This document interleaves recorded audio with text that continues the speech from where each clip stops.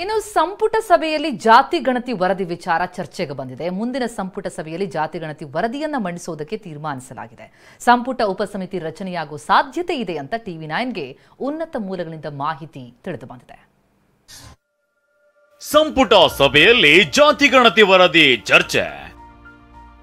ಮುಂದಿನ ಸಂಪುಟ ಸಭೆಯಲ್ಲಿ ವರದಿ ಮಂಡನೆಗೆ ತೀರ್ಮಾನ. ಜಾತಿ ಗಣತಿ ವಿಚಾರ ಮತ್ತೆ ಮುನ್ನೆಲೆಗೆ ಬಂದಿದೆ. ಈಗಾಗಲೇ ಹಿಂದುಳಿದ ವರ್ಗಗಳ ಶಾಶ್ವತ ಆಯೋಗದ ಅಧ್ಯಕ್ಷ ಜಯಪ್ರಕಾಶ್ ಹೆಗಡೆ ಜಾತಿ ಗಣತಿ ವರದಿ ಸರ್ಕಾರಕ್ಕೆ ಸಲ್ಲಿಸಿದ್ದು, ಸರ್ಕಾರ ತೆಗೆದುಕೊಳ್ಳುವ ನಿರ್ಧಾರ ಕುತೂಹಲ ಕೆರಳಿಸಿದೆ. ಜಾತಿ ಗಣತಿ ವರದಿ ವಿಚಾರವಾಗಿ ನಿನ್ನೆ ನಡೆದ ಸಚಿವ ಸಂಪುಟದಲ್ಲಿ ಗಂಭೀರ ಚರ್ಚೆ ಆಗಿದೆ.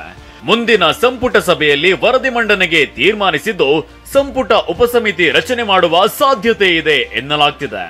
ಈ ಬಗ್ಗೆ ಕ್ರಮ ವಹಿಸುವಂತೆ ಮುಖ್ಯ ಕಾರ್ಯದರ್ಶಿಗೆ ಸಿಎಂ ಸಿದ್ದರಾಮಯ್ಯ ಸೂಚನೆ ನೀಡಿದ್ದಾರೆ ಅಂತ TV9ಗೆ ಉನ್ನತ ಮೂಲಗಳಿಂದ ತಿಳಿದು ಬಂದಿದೆ.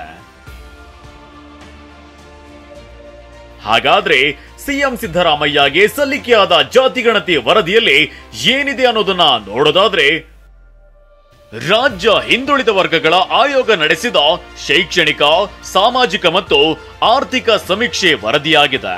ಒಟ್ಟು 5.98 ಕೋಟಿ ಮಂದಿಯ ಸಮೀಕ್ಷೆಯ ವರದಿಯಾಗಿದೆ. ರಾಜ್ಯದಲ್ಲಿ ದಲಿತರ ಪ್ರಮಾಣವೇ ಹೆಚ್ಚಿರುವ ಸಾಧ್ಯತೆ ಇದೆ ಅಂತ ಹೇಳಲಾಗ್ತಿದೆ. ರಾಜ್ಯದಲ್ಲಿ ಕುರುಬರೇ ಅತ್ಯಂತ ಹಿಂದುಳಿದ ವರ್ಗ ಎನ್ನಲಾಗ್ತಿದೆ. ಸಮೀಕ್ಷೆಗೊಳಪಟ್ಟ ಜಾತಿಗಳ ಸಂಖ್ಯೆ 1351 ಆಗಿದೆ. ಹೊಸದಾಗಿ ದಾಖಲಾದ ಜಾತಿಗಳ ಸಂಖ್ಯೆ 192 ಇದೆ. 10ಕ್ಕಿಂತ ಕಡಿಮೆ ಜನಸಂಖ್ಯೆ ಇರುವ 80 ಜಾತಿಗಳಿವೆ. ಸಮೀಕ್ಷೆಯಿಂದ ಹೊರಗುಳಿದವರ ಪ್ರಮಾಣ 32 ಲಕ್ಷ ಎನ್ನಲಾಗ್ತಿದೆ. ಆದ್ರೆ ಜಾತಿ ಗಣತಿ ವರದಿ ಜಾರಿಗೆ ಇರೋ ಸವಾಲು ಏನು ಅಂತ ನೋಡೋದಾದ್ರೆ, ಜಾತಿ ಗಣತಿ ವರದಿಯ ಅನುಷ್ಠಾನ ಮಾಡಲು ಪ್ರಮುಖ ಸಮುದಾಯಗಳು ವಿರೋಧಿಸಿವೆ. ಇನ್ನು ವರದಿ ಅವೈಜ್ಞಾನಿಕ ಅಂತ ಲಿಂಗಾಯತ ಸಮುದಾಯದ ಕೆಲ ನಾಯಕರು ಮತ್ತು ಸ್ವಾಮೀಜಿಗಳು ಕಿಡಿಕಾರಿದ್ದಾರೆ. ವರದಿ ಅನುಷ್ಠಾನ ಮಾಡಿದ್ರೆ ಲಾಭಕ್ಕಿಂತ ನಷ್ಟ ಅಂತ ಸರ್ಕಾರ ಎಚ್ಚರಿಕೆಯನ್ನ ನೀಡಿವೆ. ಇತ್ತ ಮೂಲಗಳ ಪ್ರಕಾರ ಅಹಿಂದ ವರ್ಗಕ್ಕೆ ಜಾತಿ ಗಣತಿಯಿಂದ ಬಲ ಸಿಗಲಿದೆ. ಹೀಗಾಗಿ ಅಹಿಂದ ವರ್ಗ ಜಾತಿ ಗಣತಿ ವರದಿ ಜಾರಿಗೆ ಪಟ್ಟು ಹಿಡಿದಿದೆ. ಇನ್ನು ಸಿಎಂ ಸಿದ್ದರಾಮಯ್ಯ ಜಾತಿ ಗಣತಿ ವರದಿ ಅನುಷ್ಠಾನ ಮಾಡಿದ ಹೆಗ್ಗಳಿಕೆ ಪಡೆದುಕೊಳ್ಳೋ ಉತ್ಸಾಹದಲ್ಲಿದ್ದಾರೆ. ಆದ್ರೆ ಉತ್ಸಾಹ ತೋರಿಸಲು ಪ್ರಬಲ ಸಮುದಾಯದ ಸಚಿವರು ಸಿದ್ಧರಿಲ್ಲ.